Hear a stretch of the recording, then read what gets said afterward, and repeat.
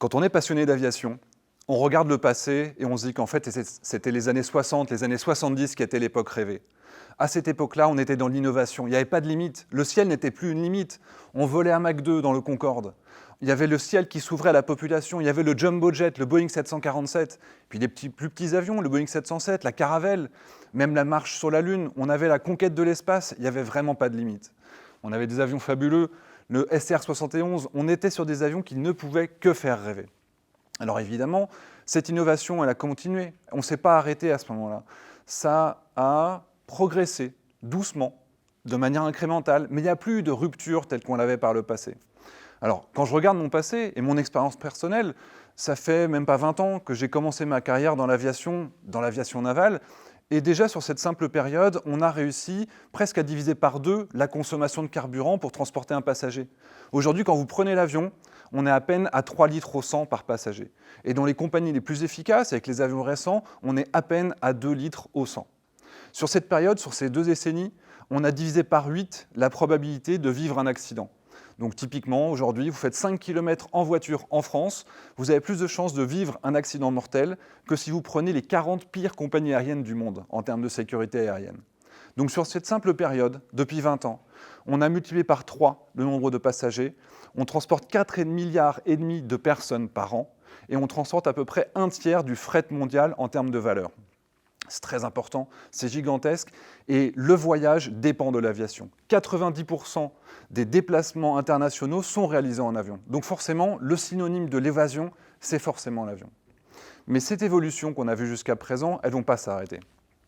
Parce qu'en réalité, il y a plusieurs révolutions qui arrivent. La première, ça va être les big data. Vous savez, simplement pour améliorer ce bilan carbone, on a des possibilités qui sont quasiment illimitées. À partir de l'information, à partir de la météo, de la pluie, de la pression atmosphérique, on va regarder tout ce qu'il y a autour de nous. Et en fait, les ordinateurs vont proposer aux pilotes une façon d'accélérer, une puissance. Mets ton moteur à 93% de puissance au lieu de 95% de puissance. Et là, on va économiser 100 kg de carburant au décollage. On a également tout ce qui est autour de la maintenance. Jusqu'à présent, on attendait qu'une pièce soit cassée pour la changer. C'était la maintenance trop tard, corrective. Ou alors, on faisait de la maintenance par anticipation, en se disant « cette pièce, elle a à peu près 90% de son espérance de vie, donc on va la changer ». Mais aujourd'hui, grâce au Big Data, on est capable de définir qu'une pièce va tomber en panne dans 2 semaines. Et ça, c'est en collectant des données, la pression de telle huile, le bruit, la vibration, la tension électrique, tout ça, ça nous donne des informations préventives. Et ça évite d'avoir des pannes, ça permet de réduire le changement des pièces, on est écologique, on est plus efficace, ça aide évidemment tout le monde. Il y a d'autres optimisations qui sont possibles, et en plus, la période actuelle dans laquelle on a un petit peu moins d'avions permet d'accélérer et de tester de nouvelles procédures. Par exemple, sur l'Atlantique Nord, vous savez que normalement, on ne fait pas réellement des lignes droites. Même si on est en avion, on est toujours contraint de faire des passages au sol. On survole des aéroports, et ça, c'est une réglementation parce qu'on a des installations qui sont relativement anciennes. Et donc, les avions ne font pas des lignes droites. Et les avions, en réalité, ne montent pas à une altitude qui est optimale pour eux. Ils sont obligés de faire des paliers. On a en ce moment la possibilité de tester, avec un ciel qui est plus dégagé que d'habitude, de tester cette nouvelle forme de trafic aérien, et on peut réduire jusqu'à 14% les émissions de CO2 sur un vol transatlantique. Et de la même manière, il y a beaucoup de choses qu'on peut optimiser. On peut optimiser également tout ce qui est autour du roulage, faire du roulage électrique plutôt que d'utiliser ces moteurs qui ne sont pas très efficaces. Et puis on a également les carburants alternatifs, avec un grand pari pour l'aviation, c'est de prendre des carburants qui soient réellement durables. Quand vous prenez de l'essence avec votre voiture, en fait, vous êtes en concurrence avec l'alimentation, parce qu'on utilise également de la betterave ou du maïs, ou alors avec la nature. On fait de l'huile de palme pour faire du carburant de voiture. Et l'aviation prend le pari de ne reposer sur rien d'autre que du jus de poubelle. On va récupérer les huiles de friture, on va récupérer tout ce qui est déchets agricoles, et avec ça, on va faire du carburant réellement durable. Donc forcément, le défi est un petit peu plus lointain. C'est d'ici la fin de la décennie, on va atteindre des pourcentages très importants, mais on réduit de 80% les émissions de CO2 sur le cycle du carbone. Donc c'est très important.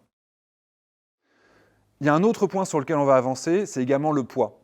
Est-ce que vous savez que si vous alliez aux toilettes avant de prendre votre avion, en s'allégeant chacun de 100 grammes, on réduit de 50 000 tonnes la consommation de carburant annuel ? 150 000 tonnes de CO2 seraient économisées si chacun d'entre nous allions aux toilettes avant d'embarquer.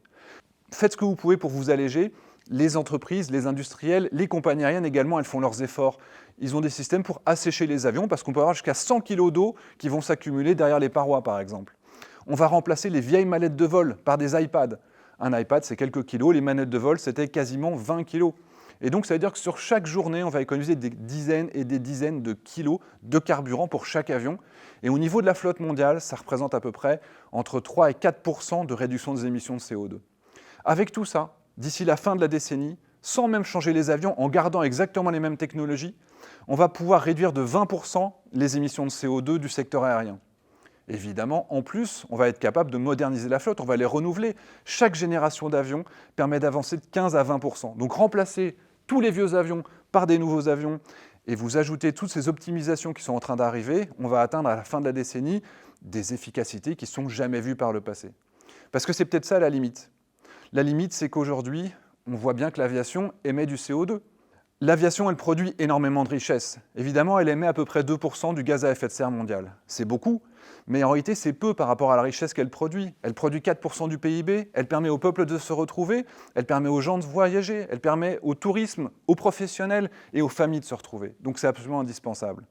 Et vous savez ce qui est le plus formidable? C'est que toutes ces évolutions qu'on voit, c'est encore rien par rapport à la vraie révolution qu'on est en train de voir. La première, c'est l'électrification. Pour la première fois l'année dernière, on a un avion 100% électrique qui a été certifié. Alors il est petit, ça permet de voler autour d'un aéroclub, de faire des tours de piste pour les écoles par exemple. Mais ça, c'est le début d'une vraie révolution. Cette année, en 2021, pour la première fois, vous avez une compagnie aérienne au Canada, Harbour Air, qui va utiliser des avions d'ancienne génération sur lesquels ils vont changer les moteurs pour pouvoir faire des vols 100% électriques. Le grand avantage, évidemment, c'est que vous émettez plus de CO2, mais l'autre avantage, c'est que ça réduit de 60% les coûts d'utilisation de votre appareil. Ça va rouvrir le ciel à des gens qui, jusqu'à présent, avaient des limitations écologiques et aussi économiques. Le fait de voler va devenir de moins en moins cher. Ça, c'est que le début 2021. Ensuite, vous avez des appareils de plus en plus modernes et de plus en plus gros. 2023, 9 sièges, 1000 km. Ensuite, on va continuer à grossir. À la fin de la décennie, on va arriver sur des appareils qui seront autour de 70 sièges. Après les avions purement électriques, on aura également les hybrides électriques. C'est une technologie qui est un petit peu entre les deux, qui permet par exemple de faire le début de son vol, le décollage, la partie la plus polluante, en 100% électrique, puis ensuite en vol de croisière, utiliser les moteurs thermiques pour faire de l'électricité qu'on va utiliser dans le moteur. Et là, on est en dessous de 1 litre au 100 par passager. On a ensuite les avions qui vont être de plus en plus gros. Donc, on va passer sur des avions de 20 sièges en 2025, 70 sièges à la fin de la décennie. Et vous avez des projets très ambitieux qui, à partir de 2032, pourraient avoir jusqu'à 180 passagers sur à peu près 1000 km. Alors 1000 km, ça donne l'impression que ce n'est pas beaucoup, mais en réalité, ce court courrier, ça représente plus de 50% des routes mondiales et ça représente plus de 25% des émissions de CO2 mondiales. Donc quand on pourra remplacer ces vols polluants, parce que les avions ne sont pas optimisés pour faire des trajets si courts, par des vols 100% électriques, évidemment, ça va être une vraie révolution. La deuxième grande révolution, ça va être les drones taxis, ce qu'on appelle les eVTOL, Vertical Take-Off Landing, les systèmes qui vont décoller de votre jardin pour vous amener plus ou moins là où vous voulez. Alors ça, c'est une vision un petit peu futuriste. Évidemment, ça va commencer tout doucement, mais ce n'est pas pendant très longtemps. Imaginez, les premiers drones taxis à utilisation commerciale pourraient arriver dès cette année en Chine. En 2022, ce sera Singapour et Dubaï. En 2023, Los Angeles, San Francisco. En 2024, ce sera à Paris. Et là, on aura une liberté qui sera énorme. Dans un premier temps, évidemment, ça va être des lignes qui seront relativement réduites. On ira de Disneyland jusqu'à l'aéroport de Charles de Gaulle. Mais ensuite, petit à petit, ça va se massifier. Il y en aura de plus en plus. On estime qu'il y aura 15 000 drones taxis en 2035 dans le monde. On aura déjà besoin de 60 000 pilotes de drones taxis d'ici la fin de la décennie. Et ça va être très avantageux, notamment parce que le coût sera très faible, moins cher que de prendre un Uber. Et quelque chose de très avantageux également, c'est qu'on a un bruit qui sera particulièrement faible. Plus faible qu'un camion qui passerait dans votre rue. Donc on a vraiment une révolution qui va arriver, une simplicité qui va s'ouvrir avec des trajets qui vont être permis dans des zones relativement isolées jusqu'à présent, sans moyen de transport, pour un prix qui va être dérisoire. L'autre avantage des drones, c'est tout ce qui est autour de la livraison. Parce qu'objectivement, l'aviation va aussi permettre de réduire les émissions de CO2 des autres secteurs. La livraison aujourd'hui, ça représente des milliers de camionnettes qui ne sont pas forcément bien optimisés, qui réalisent des trajets qui ne sont pas forcément en ligne droite. Et les système de livraison par drone taxi, ça va être une vraie révolution parce qu'on va pouvoir optimiser tout ce système et toute cette logistique, notamment la logistique du dernier kilomètre. Vous avez perdu votre téléphone au fin fond du Laos, vous allez vous faire livrer ça par drone taxi. L'exemple que je présente ici, c'est notamment ce qu'on voit au Rwanda. Le Rwanda a besoin d'aller amener des poches de sang, par exemple, dans des hôpitaux de campagne qui sont relativement loin. Le fait de le faire en voiture, c'est particulièrement compliqué. Et donc, depuis maintenant plusieurs années, dans les pays dans lesquels la réglementation permet de faire des tests, on est déjà sur la livraison opérationnelle pour des produits médicaux, tout simplement pour accélérer les choses, et ça coûte moins cher. La troisième révolution, ça va être celle de l'hydrogène. Miko vous en parlera mieux que moi juste après, mais le grand avantage de l'hydrogène, c'est évidemment qu'il n'émet pas de CO2. On est sur un système qui est totalement propre, on émet de la vapeur d'eau, on réduit les traînées de condensation, il n'y a plus de particules fines, il n'y a plus rien qui soit réellement polluant. Donc il va falloir la produire, cet hydrogène. Mais la réalité, c'est qu'à partir de 2035, notamment Airbus va sortir et va proposer cet appareil qui sera sans aucune émission de CO2. Il n'y aura plus de barrières. On aura la possibilité de voyager sans se poser de questions. On va pouvoir reprendre le chemin des airs sans se poser de questions. Il n'y aura plus la honte de voler et tous les mouvements qu'on voit aujourd'hui auront disparu à ce moment-là. Et le dernier point, c'est aussi qu'on voit que ces avions qui vont sortir à partir de cette période ont une architecture qui va être totalement nouvelle. On a les moteurs qui sont ouverts, beaucoup plus efficaces.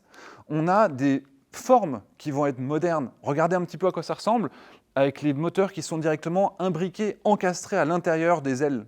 Les formes du futur permettront également de gagner entre 15 et 20% de réduction des émissions de CO2. Et quand vous accumulez l'électrification, l'hydrogène, les formes du futur et une réorganisation du ciel, vraiment vous êtes persuadé qu'on va réussir ce challenge.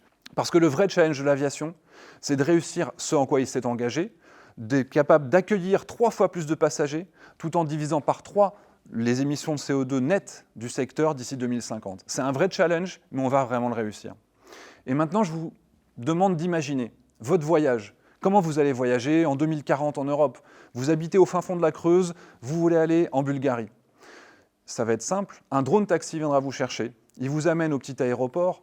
Ce drone taxi, il aura déjà vérifié que vous avez tous les équipements de sécurité, que vous n'avez pas de bombe sur vous, qu'il n'y a pas d'engin explosif. Votre identité aura déjà été vérifiée. Donc quand vous arriverez à l'aéroport, vous serez directement dans cette zone de bien-être, de confort, votre bulle de sécurité.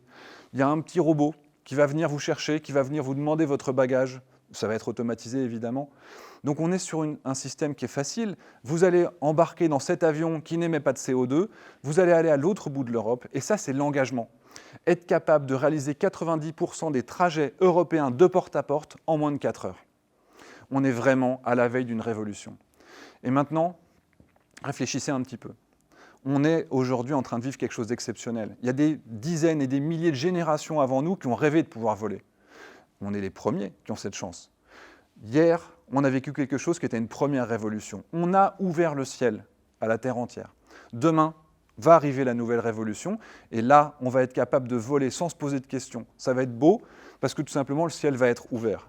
Donc vraiment, l'âge d'or de l'aviation, il n'est pas dans les années 60-70, l'âge d'or de l'aviation, il est devant nous. Merci.